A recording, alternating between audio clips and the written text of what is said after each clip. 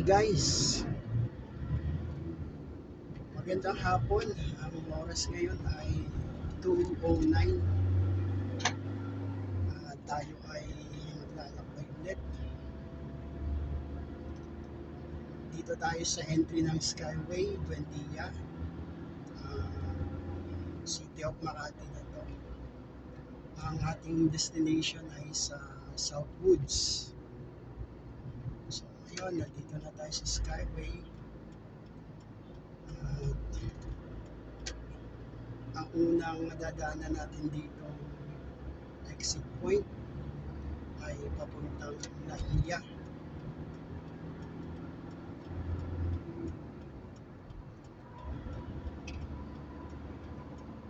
Tapos yung susunod ay exit ng Bikutan. Pagkatapos ng Bikutan, exit ng Sukat. After ng Sukat ay exit na ng Madrigal. Pagkatapos nun, dire-diretso na to hanggang malapit na sa Susana.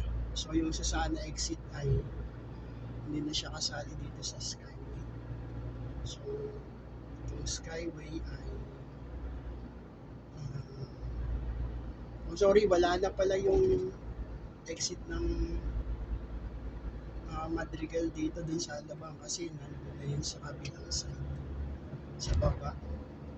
So ang mga exit point lang dito, Naiya, Bikutan, Sukat, tapos Las Piñas, Alabang pala yun.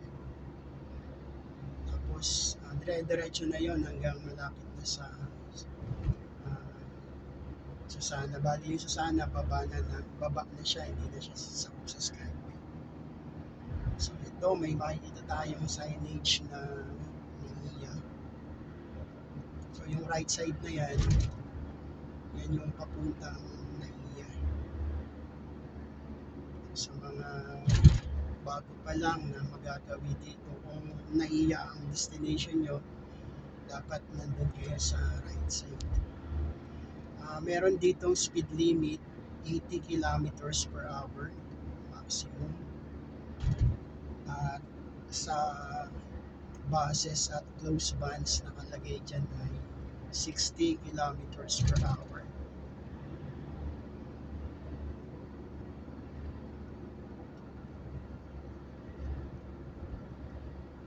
So maganda yung Skyway, kaya lang ay syempre may bayad.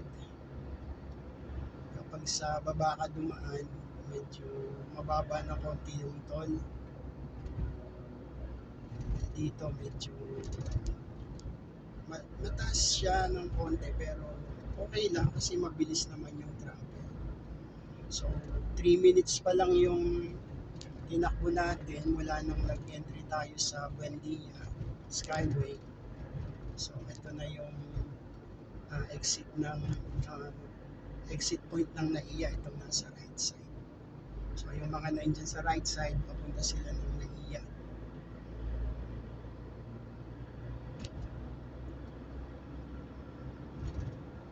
So tingnan natin kung ilang minutes natin mararating yung Southwoods. Bali ang Southwoods ay sakop siya ng Binyan, Laguna. So yung mga babaybayin natin dito, una yung Makati, tapos Pasay. Tapos yung part na to ay dito sa right side, sakop pa siya ng Pasay. Tapos dito naman sa left side ay sakop na to ng Taguig. So merong service road dito magkabila sa left and right, dyan sa labas ng Skyway.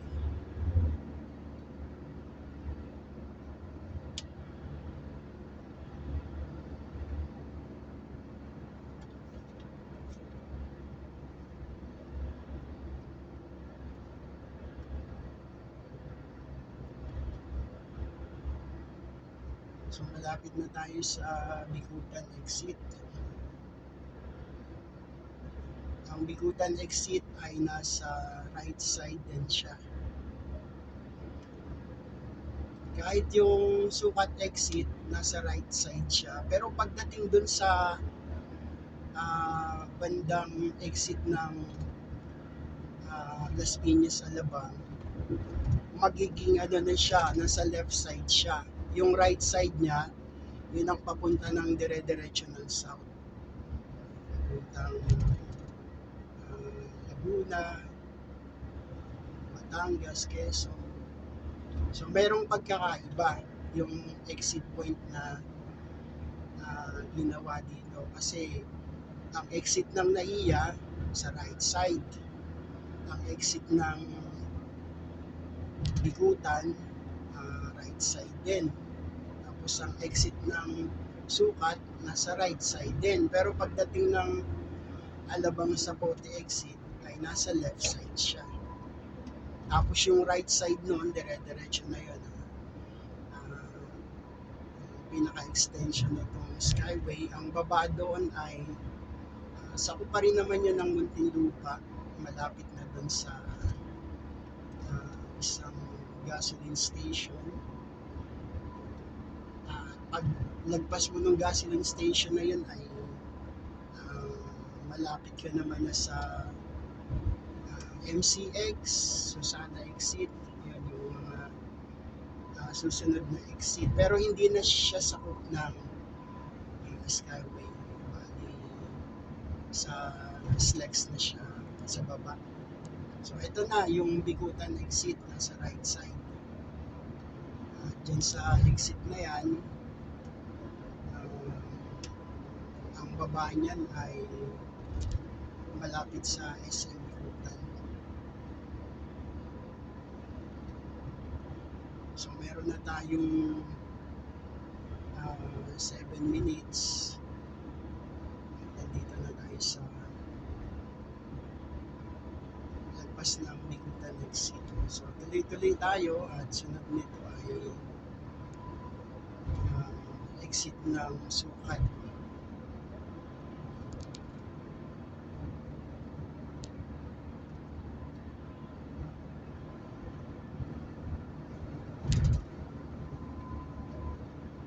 So ang speed limit dito sa Skyway na to ay 80.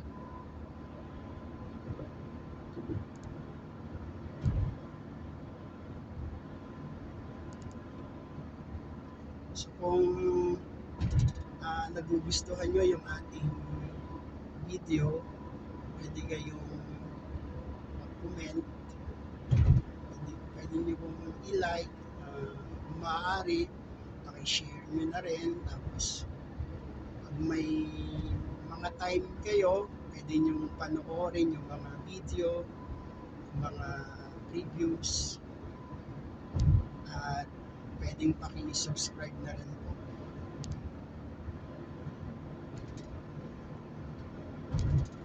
So malapit na tayo sa exit ng Sukat at sabi ko kanina nasa right side din siya.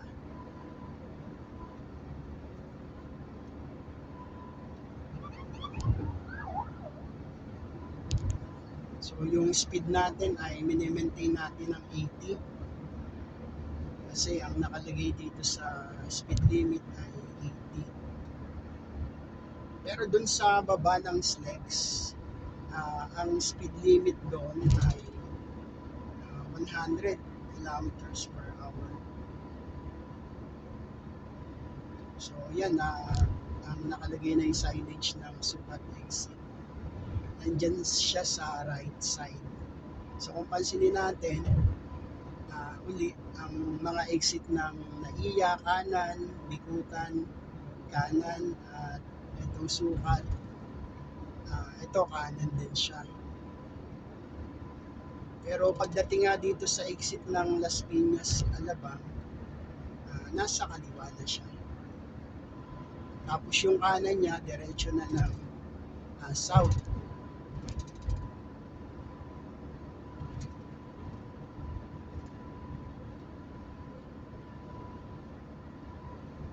So ito yung sukat exit yan sa right side na yan.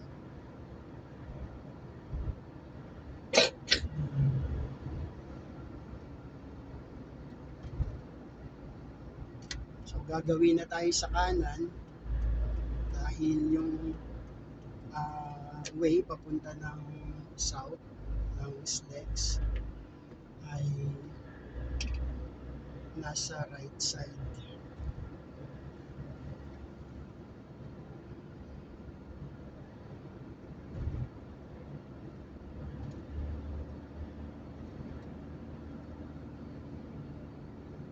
So meron na tayong travel time na 10 minutes. Ngayon, nandito na tayo sa lagpas ng sukat exit. So part na to ng Muntinlupa.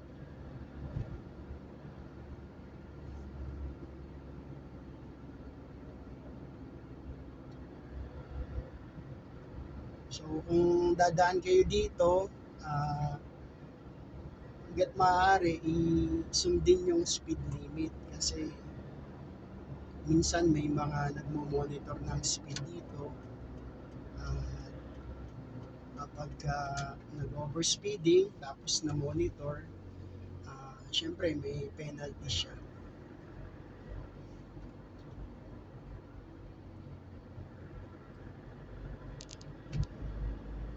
So ito yung sinasabi ko kanina.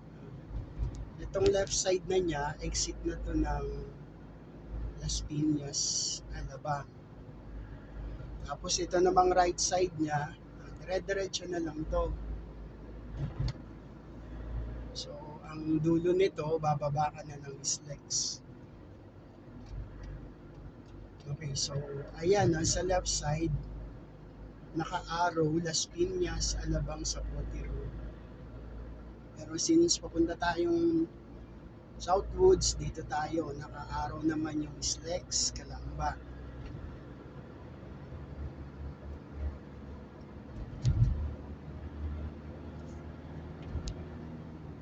So medyo mainit yung panahon, pero makulimlim.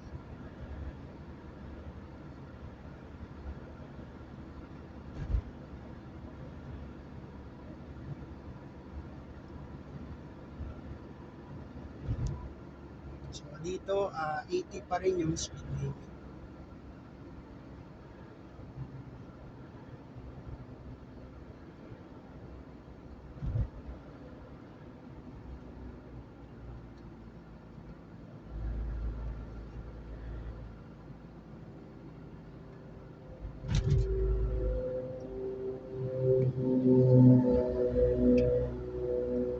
So marami ng mga expressway na nagawa ngayon at mga nadadaanan na.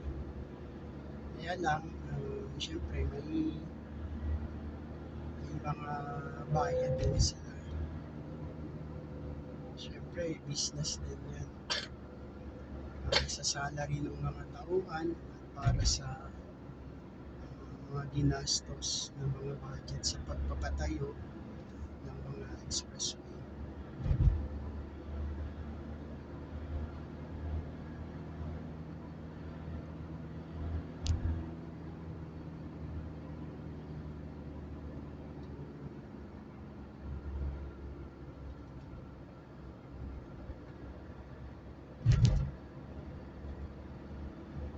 So ang pupuntahan pala natin, Southwoods. Ang Southwoods ay sakop siya ng Binyan. At ayon sa kasaysayan, si Jose Rizal ay nagpunta noon ng Binyan kasama yung kapatid niyang si Ponciano at doon nag-aral si Jose Rizal. May time na bata pa siya, doon siya nag-aral. Kaya ang Binyan ay, kung mapapansin natin, mayroong ipinatayong ribulto si Jose Rizal, pagkilala sa ating pambansang bayani.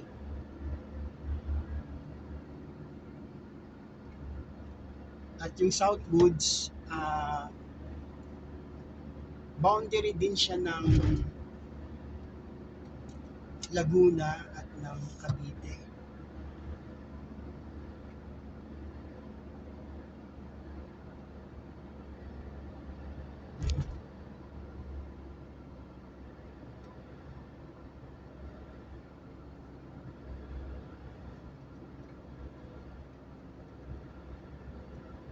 So yung mga naka-signage dito, minsan nasa left, nasa right, pinapaalaala yung speed limit. So malapit na tayo dito sa dulo nitong Skyway. Uh,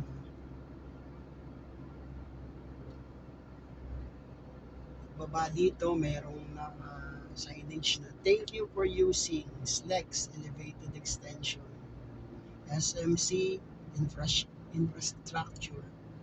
So, eto na. Nandito naman tayo sa SLEX, nakababa na tayo ng Skyway. So, ang speed limit na dito ay 100 kilometers per hour.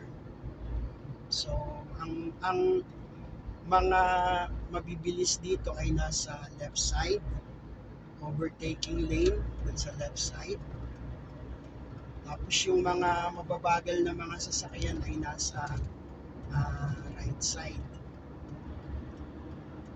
So kung mag-overtake tayo, dito tayo sa left, uttermost left lane. O tama ba? Innermost ba? Basta itong pinaka gilid na to ng left, ito yung overtaking lane. So ayan, makikita din natin dyan sa taas, nakalagay overtaking lane. Overtaking lane only. So kung medyo nagmamadali kayo, dito kayo mag-speed sa overtaking lane. Pero minsan nakakapagtaka, may mga sasakyan na nasa overtaking lane pero mabagal yung takbo nila.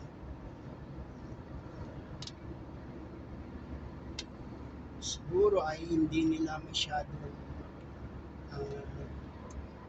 nauunawaan.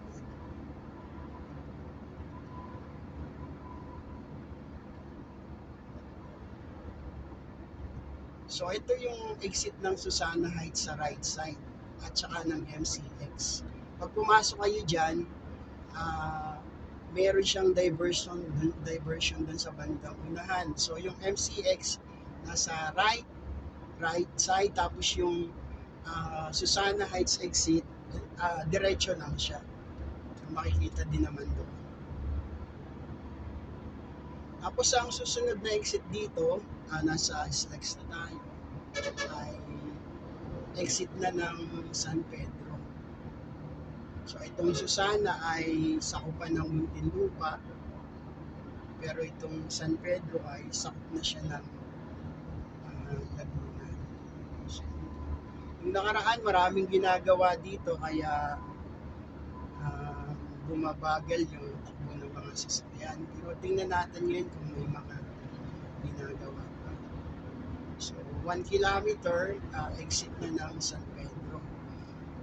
Tsaka pala, ang paggamit ngayon ng halos lahat ng mga expressway ay kinakailangan na may RFID, yung radio frequency identification.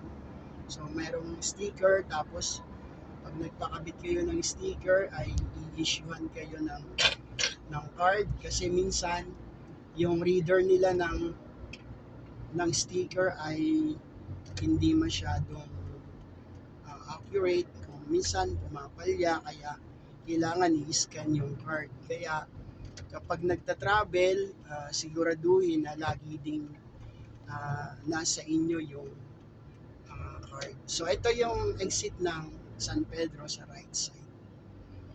Tapos ngayon, ramdam natin yung pagbagal ng mga sasakyan. It means na yung ginagawa dito ay hindi pa tapos. Kasi hindi normal na expressway tapos may stop. Pero kapag natapos naman yung dinidevelop nila dyan, mas maganda na yung magiging travel experience ng mga motorista. So, after nitong San Pedro exit, susunod na dito yung ating destination, ang Southwoods. So, ang Southwoods ay meron din siyang uh, exit and entry point. Kung nasa Southwoods kayo, pwede kayong mag-entry ng uh, papuntang north, pwede rin ng papuntang south. So, ito yung magiging struggle natin ngayon. So, since traffic dito, i-post ko lang yung ating video at open ulit natin kapag nandun na sa Southwoods. Okay guys, balik tayo. Almost 9 minutes na tayo doon, naipit tayo sa traffic. So, ito malapit na tayo sa exit na Southwoods. So, may mga ginagawa pa rin talaga. Kaya, doon sa banda doon ay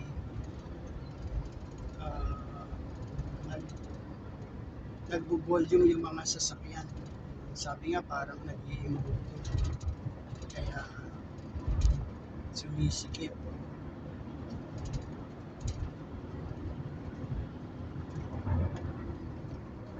So, plus 9 minutes tayo kung ito total natin yung ating time travel ng Buendia hanggang dito sa Southwoods.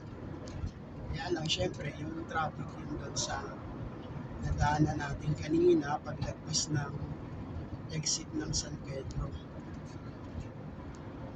Ito guys, dito na tayo sa Southwoods exit.